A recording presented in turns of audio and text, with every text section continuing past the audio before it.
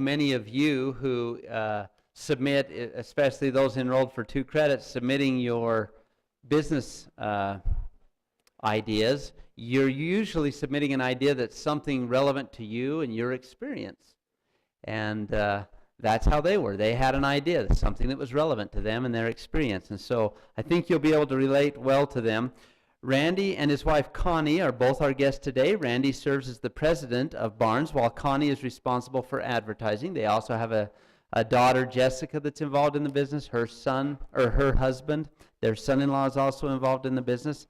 And today, Barnes Bullets is a leading manufacturer of bullets nationally.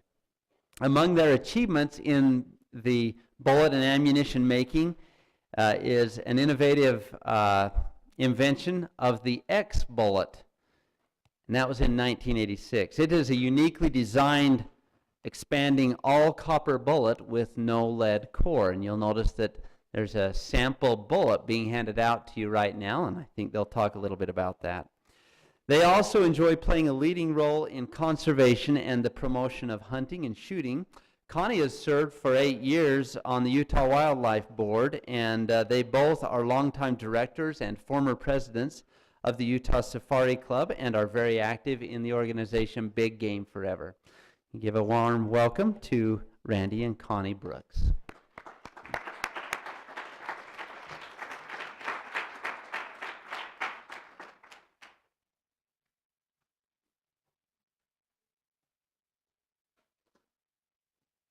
Well, good afternoon, everybody. It's an honor to be here and be invited to tell our story to people that maybe have the same dreams, or people that's just interested in what we do. I'm the speaker today, but I got to tell you right up front, the driving force behind our company and the front person is Connie. Connie, will you step up here? Connie and I were married 43 years ago, and it was a really rough start. We were both laid off just before the wedding, and we finally got a job. Each one of us got a job. I was started with the phone company, burying cable, and Connie got a secretarial job, so we made it. But life was not easy in the beginning, but we made do. But anyway, Connie and I, we've always been real close in everything we do. My topic today would be on relationships and the road to my success. But I'll tell you what, without my partner here, that would have never happened. Not just as a wife and a mother and a husband. Or a wife. She was actively involved in everything that we did when we purchased this company. And actually the company we purchased was 40 years ago. But anyway, my hat's off to Connie. And without her, I don't know where I would be, because I'm not a detail guy. And that's where my topic, relationships, is going to come in. And I think you'll, as I tell you some of the experiences and whatnot, I think you'll be able to relate to that. Thank you, Connie.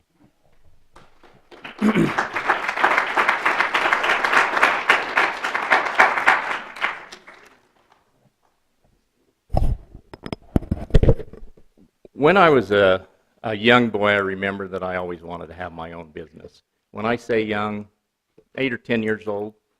But back in those days, of course, when you're that age, you don't really understand what the ramifications are and what it takes to really start your own business. However, I went through school, got by, squeaked by, was always dreaming, daydreaming, didn't pay attention to the important things, which was schooling. So I lost a lot of the opportunity that you guys are taking advantage of, and that is getting the groundwork laid so that when you did get to a position in life where you did want to go into business, where you did want to get a higher paying job, I didn't have those options. So I applaud you for taking that first step And it really thrills me to have young people interested in actually making their lives better, because so many of the kids today feel entitled that we, you, owe them a living. And obviously you guys are taking the first step, taking the bull by the horns, and you're driving toward making your own way. And I applaud that. Thank you very much. When we were married, I was working for the phone company and driving a backhoe. And the first thing I thought is how can I do this on my own? So I thought about, well, I've got to get myself a backhoe. I researched that and found out this wasn't as easy as it seemed. So I wasn't able to do that. I didn't have credit to speak of. And a backhoe is about $40,000. So I had to pass on that one. But another opportunity came up, and I had an uncle in Colorado, and he had a jugger dairy where they processed the milk and sold it out of the same place. And his hired man had some medical problems, and he needed some help, and I gave my 2 weeks notice and went out to Colorado to run this jugger dairy. 1:15 a.m. every morning, 7 days a week. Start milking, milk cows, process the milk at 5 o'clock, put it on the shelf. By 7, open the store, run the store till 10. A lady came and relieved me. I went down to the trailer, an 8x32 trailer where Connie and our oldest daughter lived. She had something for me to eat. I went to bed, got up at 1:15 in the afternoon, milked cows again. 7 days a week. Why did I do that for $600 a month? I wanted to have my own business, and I was promised that if I continued on that I could have that business, and then the uncle was going to move somewhere else and start another one. 2.5 years later, he was still there, so I moved on. And I went to New Mexico, Connie supporting me, to build saddles with another uncle, and because I wanted to be a saddle maker at that point. He forgot to pay me, so a couple of months later, we determined that wasn't going to work out. Saddle makers are artistic people, but they never have any money, and he couldn't pay his help. So we bought a little Indian trading post and started to make jewelry, and that was at the boom in the early 70s when silver and turquoise jewelry was a big deal. That market went flat, and we ended up selling that and moving back to Utah. When I got back to Utah, we didn't have a job, but I remembered an old friend of mine in Colorado that had a bullet manufacturing company that had sold it, and it was Barnes Bullets. So to make a real long story short, Connie and I talked to our parents, and they lent us $10,000, and we purchased the oldest bullet manufacturing company in the country. It had went from 125 employees to a hobby shop of 2 people, 2 retired people. And that first year, we grossed about $8,000. And that's when we really realized that there was more to this entrepreneurial spirit than what met the eye. We had no working capital. We had no business experience. We didn't understand the concept of what it would take to run a business. And that's why I say, with you guys here today, taking the first step, going to college and learning what you have to do to own and operate a business on your own is huge. and to listen to what I say and to listen to what all the other people that come here and speak to you say. And listen to some of their hardships and learn from that, from what they tell you. It's golden. So, with $8,000 gross, we were unable to take a salary. Connie would go to the local supermarkets and hand out food samples on the weekends. I made custom guns and put muzzle brakes on various things. We never took a paycheck for ourselves out of that business till in the 90s. Everything else went back into the business. But I'm not pleading poverty either, because we made it work. We weren't smart enough to know we couldn't. And so we just kept pressing forward. It was an awesome time. And we did a lot of fun stuff. In about 1979, the editor for American Rifleman was Colonel Charles Askins. And he called me on the phone and he said, I'm going to go to Africa and I need a solid bullet for my .416. And I assured him that we had some fantastic bullets and they'd worked well in Africa on dangerous game for many, many years. And so I sent him a box. He called me a few days later and he said, listen, boy, I didn't want a hollow point, I wanted solids. And at the time our bullets they were made out of copper tubing and swage closed at both ends as to prevent expansion. And I assured him that those were going to work just fine. And again he said, listen boy, how many buffalo have you shot? And I said, none. And his remarks, I can't quote him, but you'll get the idea. He says, I don't want a buffalo horn up my backside.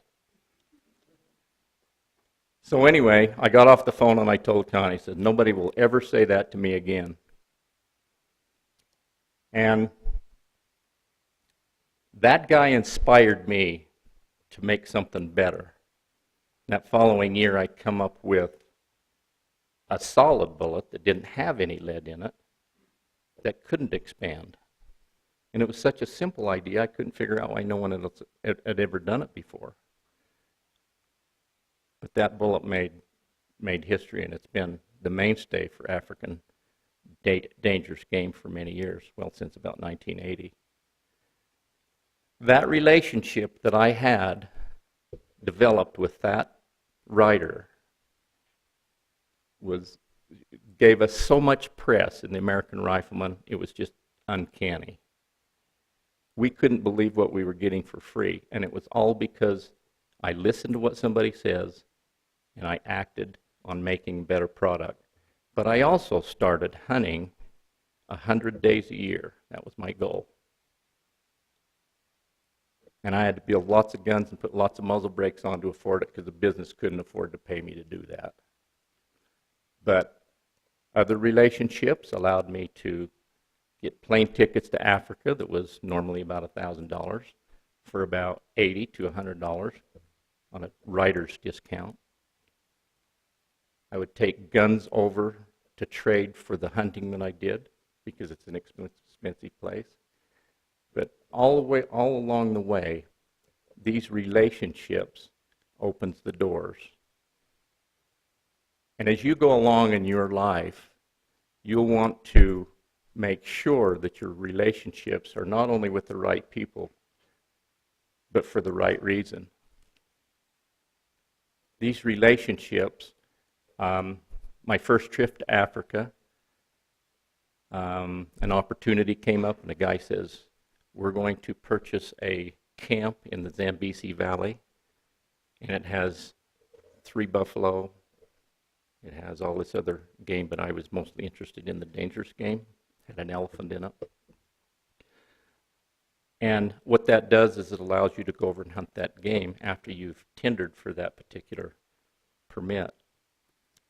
And but I had to leave in about 10 days, and it didn't give me enough time to get a visa for Africa, and I didn't have a passport. I'd never been out of the country. So a fellow named Barry Honebrook, who was the consulate general for South Africa, would come by and visit his daughter at BYU. And he would stop by our factory and purchase bullets for his friend, who was Rian Eckstein, the counterpart to Henry Kissinger in Pretoria, South Africa. So I called him. I flew down to Los Angeles the next day. He walked me through getting my passport. He gave me my visa on the spot, and I was home working the next day. Only because I treated him well when he asked for a specific favor for a bullet no one else made for Rian Eckstein. So when I went to Africa, Rian wanted me to stop there and visit him. I didn't look at him as a high public official because I wasn't smart enough to realize who he really was. He set it up so that when we went to Zimbabwe, where we were going to hunt these buffalo and elephant, to the former president of Zimbabwe, Ian Smith. So I stopped by on the way to the hunting area and visited a former president of a country, only because of the relationship that I had 3 or 4 years before it developed. The importance of that is extraordinary because the fallout afterwards opened so many doors. We're now heavily involved in military special operations projectiles. This little exchange we had in 1980 is very, very valuable to our company today. Like I say, it's just far-reaching. In about 1985, I was sitting on a stand glassing for brown bear in Alaska, and the idea came to me, why do we need lead inside an expanding bullet? So I went home that fall, went back to Alaska that following spring with the prototype, and what you have in your hand is the residual of the prototype we originally made. And of course it's far improved, but that bullet is now worldwide renowned and known as the bullet that all expanding bullets are compared to. And when the patents run out on that bullet, every major manufacturer in the world has plagiarized that design. And it was done from a simple mind of somebody that just wanted to make things better and continually raising the bar on yourself. And I've said I quite a bit so far, but I just got to tell you, without the people that I have around me, I wouldn't be standing here today, I assure you. And that's another important factor. Know who you really are and where you live. Understand what you are capable of, and never ever put a round peg in a square hole. Both may be perfect, but they don't go together. And that's easy to glaze over, especially when you're hiring employees. Our employees have made our business. I might have the idea, but it's the people around me that carry it through. In the early days, Connie swept up behind me. She was my partner. What a great relationship we've had. And all you guys, I want to tell you one thing real quick here. When I was about 30, I started thinking about a phrase that just kept coming back to my mind, and it was happy wife, happy life. And when I was 40, I really start to understand what that really meant. But it wasn't until I was 50, approximately, till I really worked on it and implemented it in my life. And Connie and I have always had a great relationship. We've had some friends here today that I haven't seen for, I don't know, 10 or 15 years that we went to school with, both of us. And they know we were awesome together. And they are awesome together. And they still work together. So you guys take note of that. But it goes one step farther. The phrase does. Happy wife, happy life. Well, that can be your business and you. If your business is happy, you're happy. And vice versa. Employee relationships. I can't tell you enough about employee relationships. About 1990, we were way over our heads, just starting to take a salary. We decided $50,000 a year would be good. That didn't come till many years later. But we would write the checks and just not cash them. So we were paid $25,000 a piece. In about 92 or 93, Connie made her $25,000, and I got my $25,000 once in a while. And it wasn't till about 1993, that's 10 years ago. So we'd been in business for 30 years before we both started taking a full paycheck. I see a lot of people when they step into business, they see the money coming in and they spend it on vehicles, homes, whatever. You've seen it. Small business, about 90 some odd percent, I would have to defer to Mr. Christensen, he would know these figures. Over 90% fail the first year.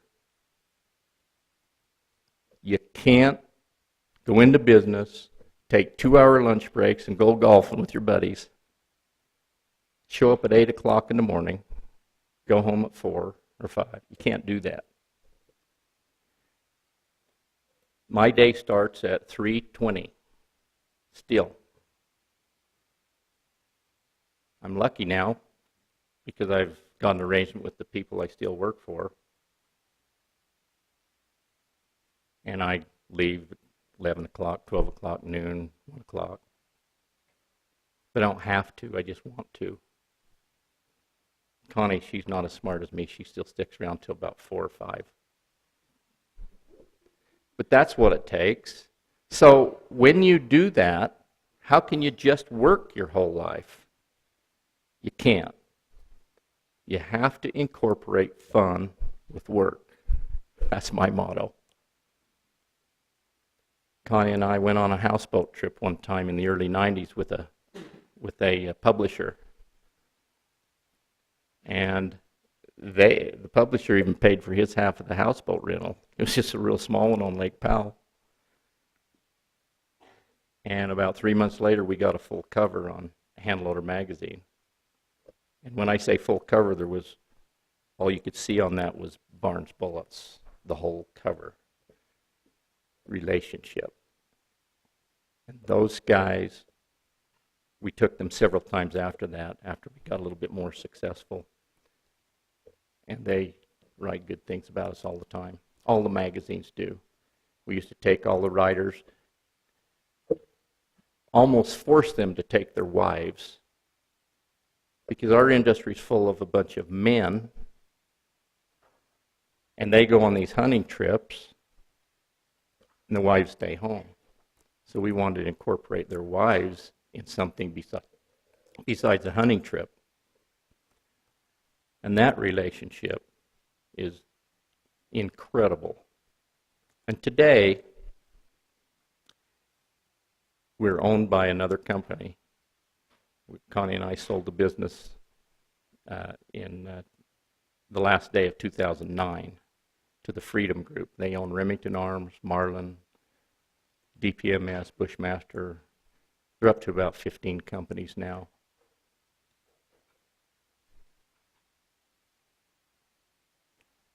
But those people expect us to just be there. They don't expect us to go to work. But we like it so much, we just won't go away. I'm still president, and she's directing. Well, this is a funny story. Jessica, our oldest daughter, she started working at our business 3.5 or 4 years old, putting quarters together, very simple little job. And so mother-daughter, father-daughter, things come up. And she worked for us for a lot of years.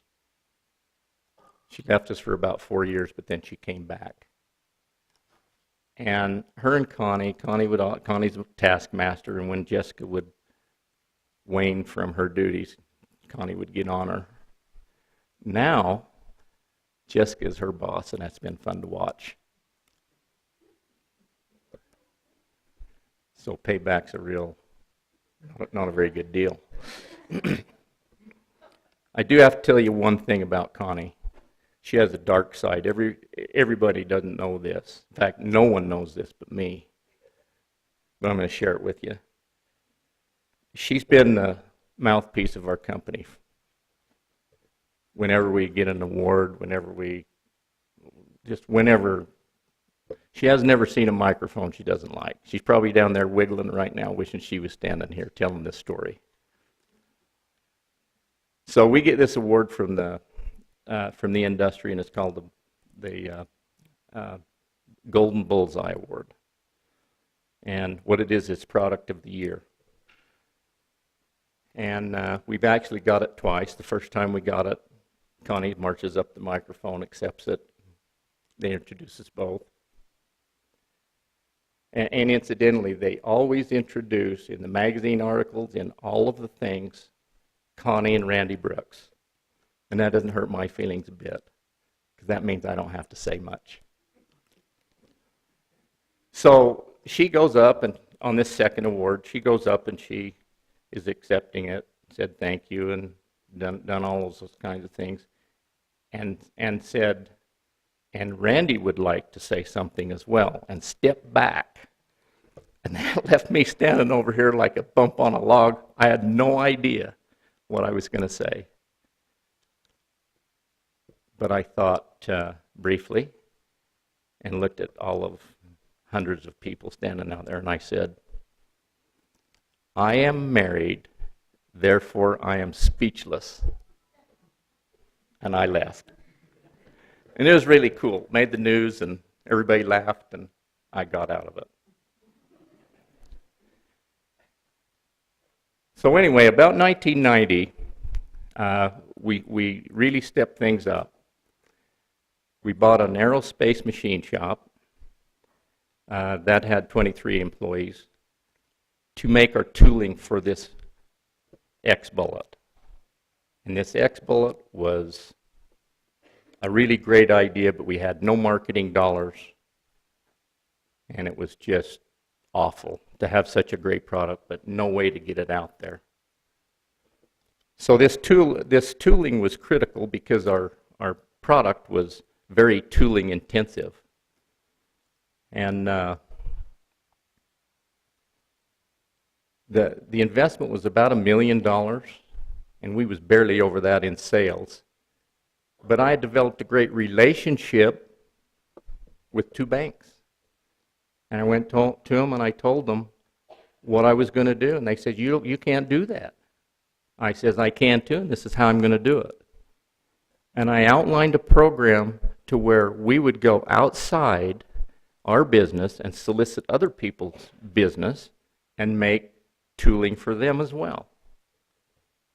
And they bought off on it, and here we are today. Again, the relationship in the early days, paying when I said I was going to pay, telling them everything that I was doing, so that they gained the trust into me. When the day came when I really needed the bank, there it was. It was awesome. In about 2000, well, on September 11th, 2001,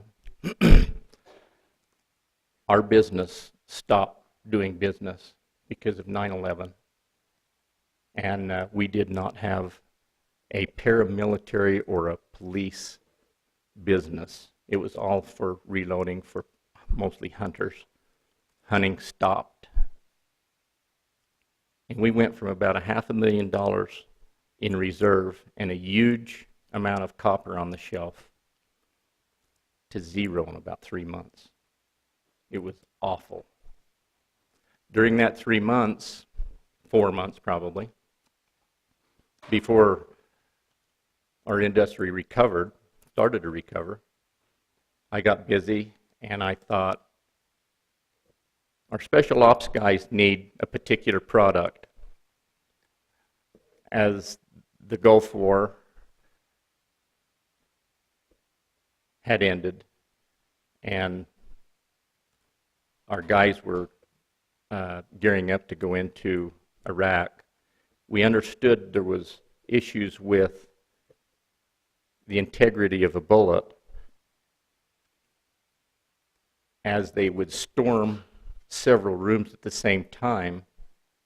They had to have something that would stop, that the wall could stop, but yet be lethal on the bad guys. And I got to thinking about a frangible, but all the frangibles on the market they didn't have the integrity to hold together and run through like an M4 or an automatic firearm. So I got to thinking, what can we do if we started with some copper dust? And I thought, how would we form that? And I thought, how do they make aspirins? So I researched it, found out there was machines in our area, lots of peel makers. And I went to the bank again. I says, I need $1.3 million for a machine that's going to fill this application that I don't have a customer for yet. It was almost laughable. 6 months later, I had that machine sitting on the floor. And there was a really bad guy killed 2.5 years ago. He's the worst terrorist ever known. And we sold the products to the military that took care of that job. Made that right over there in Mona. The relationship that I had developed while I was in special operations in the 60s carried through and got me a contract, a business contract, because I had a product that would work.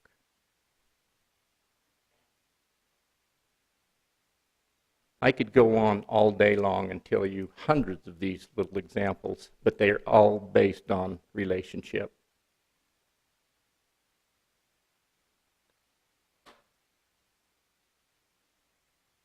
In 2009, Connie and I sold the business to the Freedom Group. They wanted us to stay 2 years. They didn't know us from Adam. They just knew our company was successful and had some really great products. 2 years came, and I said, what do you want us to do? And they says, we don't want you to leave. And I says, well, we don't want to leave. And so we're there today.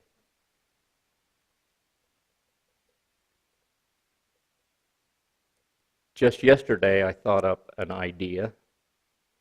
I haven't told it to the guys yet. They're going to scream, because every time I go down there and talk to R&D, they just wring their hands and wipe the sweat off their forehead because they're already really, really busy. But it's going to be a game changer in a particular category in a section of the United States that don't have a particular round that fits that demographic area. That'll be 2016 when that comes out. I thought about it last night, and it's good and sound, and it's going to happen. But I'm going to need the relationship that I have with our people when I post this to them for them to carry it through, because it's another off-the-wall deal. Something you can take home today, you people that actually go into your own business, remember one thing, and all the other things I said. But one thing's important. You have to know your customer. You have to know where he lives and what he needs. When I went to the Navy, I knew the SEALs needed a particular product, and I went and developed that for them. So you need to know your customer, but you need 10 things in the hopper. That's my famous saying around, and everybody at our factory lives it. 10 things in the hopper. You're going to get a bunch of singles, 2 or 3 or 4 singles, maybe a double, and maybe a home run, but you're going to strike out. And one thing that I do as a manager, and Connie does as a manager in her end of the business, is we encourage people to fail a little bit. Because if you're not failing, you're playing it too safe. But you just can't go off on everything and fail on everything, because you won't be in business, or you won't have a job, or your marriage won't be worth a hoot. Always remember to push the limits. You have to be bright about it. I think you know where I'm coming from there.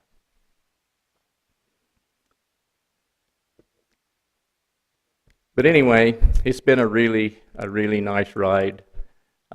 Connie and I are now in a position to where we don't have a problem with the financial end. That was always a struggle. That's an unknown that you can't control. Everything in life you have somewhat control of your actions. But sometimes when it comes down to banking, you don't have control because you don't fit in this particular box that they have. So you have to get creative, you have to work hard, you have to be tenacious and never ever quit, because it'll just gobble you up.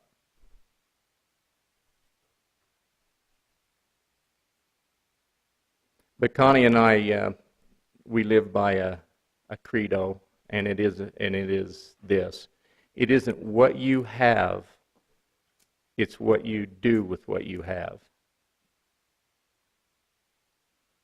And that doesn't necessarily mean money. That is everything. So anyway, that was the 50,000 foot overview of our business. There's a bunch of things I'd love to expand on, but we just don't have the time for that. But I hope I've touched everybody with at least one little thing, and that would make my day. And I appreciate you guys allowing me to come over here, and I appreciate your attentiveness. At this point, I'll open it up for questions and answers, if someone has a question. If not, you have to listen to my crap again.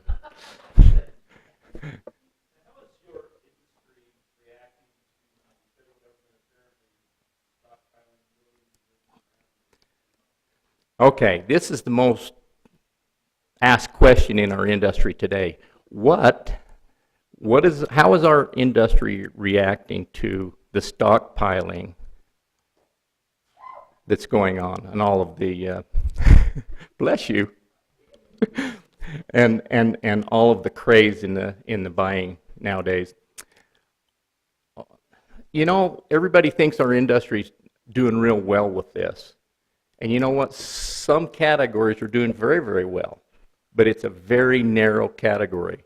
So where they're buying, for instance, 22 shells, 223, those kinds of things, handguns, those categories are doing extremely well. But our industry has thousands of categories, and some of them are suffering. hiking boots, clothing, some accessories, those kinds of things. And so it's not all roses. And all I can tell you is it's leveling out. About the last 2 months, it started to level out. You still can't buy 22 shells. I would imagine our industry from the big three make approximately 9 million 22 long rifle shells a day, 7 days a week. And they're gone. I was talking just before answering the same question. On 223, we have a particular government contract. It's called 556 in military form. And our sister company, Remington Arms, would not sell us components so that we could load. They wouldn't sell us the brass cases so we could load to fulfill this government contract we've had for 10 years. So we had to go to RUAG in Europe, buy it for twice as much, do all that shipping and freight, and come over here and fill this contract. That's how sorry this thing is. But it's, in fact, when I got that, when I called them and told them last year, a year ago last month, I said I need this many brass cases. They gave me a 30-month delivery, 2.5 years. So did that answer your question?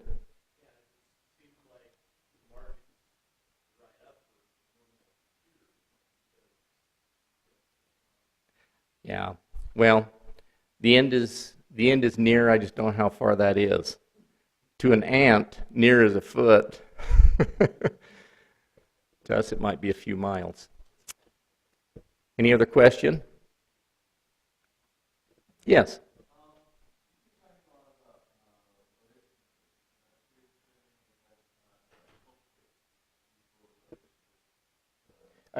Start over again, please.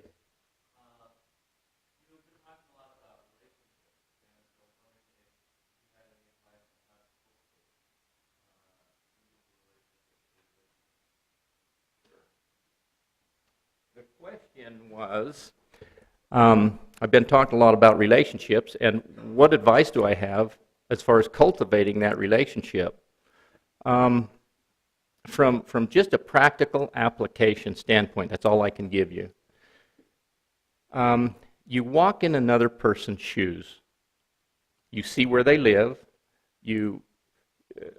Let's say, for instance, you want a banking relationship. That's really important. I would go to a bank that I had researched that was friendly to small business.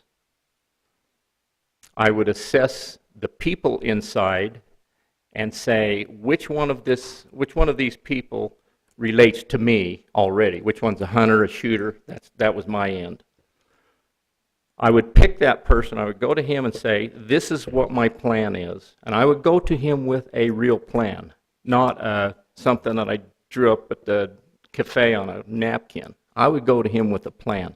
And trust me, I am not, I can't hardly run a computer. I do emails and I don't know, something else. Oh, I can get on the internet. It's been real easy for me. But what I'm trying to say is my plans were not sophisticated like you may see. You know, it wasn't a booklet, but it was from my perspective, very, very basic. A, B, C, and this is how I can do it, and this is why, and this is going to be my customer. So that banker says, I got to listen to this guy. At least I got his ear, and then did that fit? The particular bank had to assess that. Did that answer your question, or you got something else in mind? Excellent. Anybody else?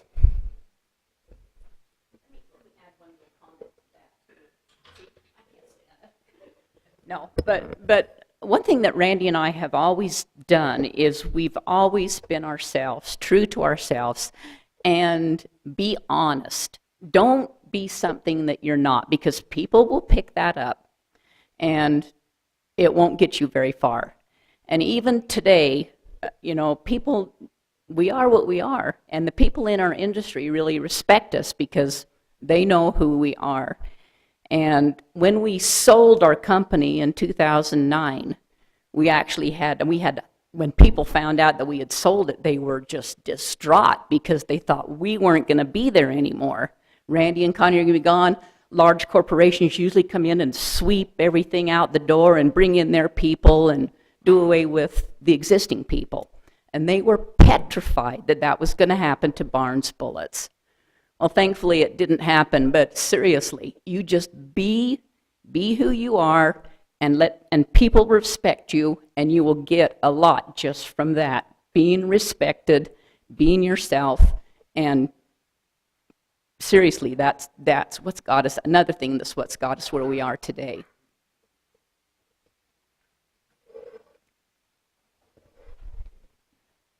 Surely.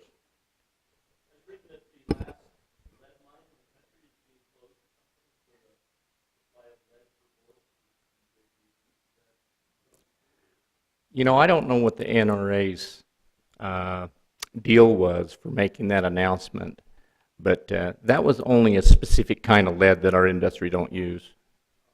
It's I have no idea why they did that. I need to talk to Wayne LaPierre and say, Wayne, did you need some more funding so they can send out some more?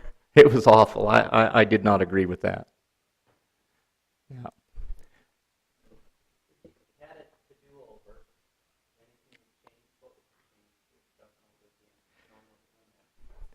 Okay. If I had it to do over again, what would I change? First of all, let me tell you where I really live on that subject. I wouldn't change one thing in my life, good, bad, or indifferent. And the reason is because you can't. So I realize that. 2, I wouldn't be standing here today. And I really like being here today, right where I'm at. But I recommend that you get all the education you possibly can. That's why I'm so proud of these folks that's in here today. Because you're stepping up to the plate, you're making the sacrifice, you're going to school, and you're not like me in that regard. Because I was really, really dumb.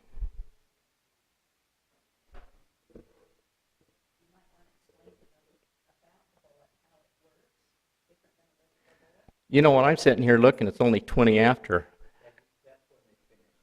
Oh, okay. Okay, the bullet that you have in your hand, all bullets prior to this one had a piece of lead inside a copper jacket. And when it strikes a target, it deforms. And you call it a mushroom. Most of the time when that happens, it fragments. So that way you don't get as much penetration into the target as you want.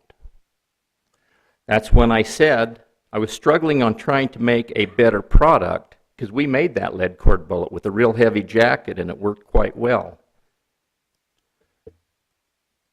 So I says, why do we need the lead? Like I says, it was like, I don't understand why I thought of that.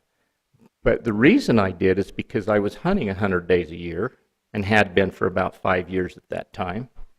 And I knew with my experience that we needed something better in our industry. So I looked at what we needed, and that come to my mind.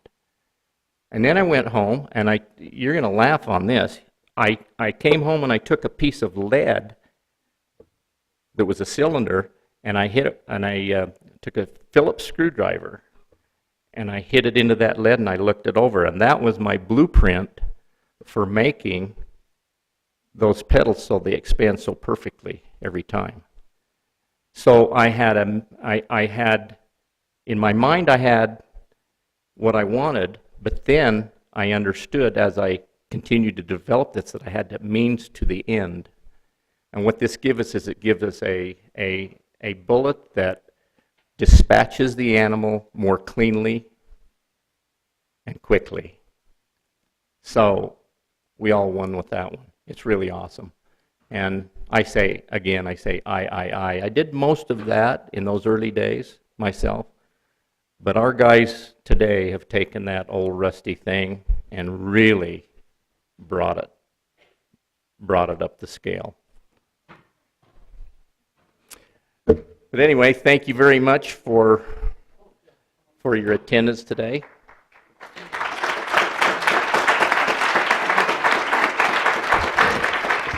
Thank you.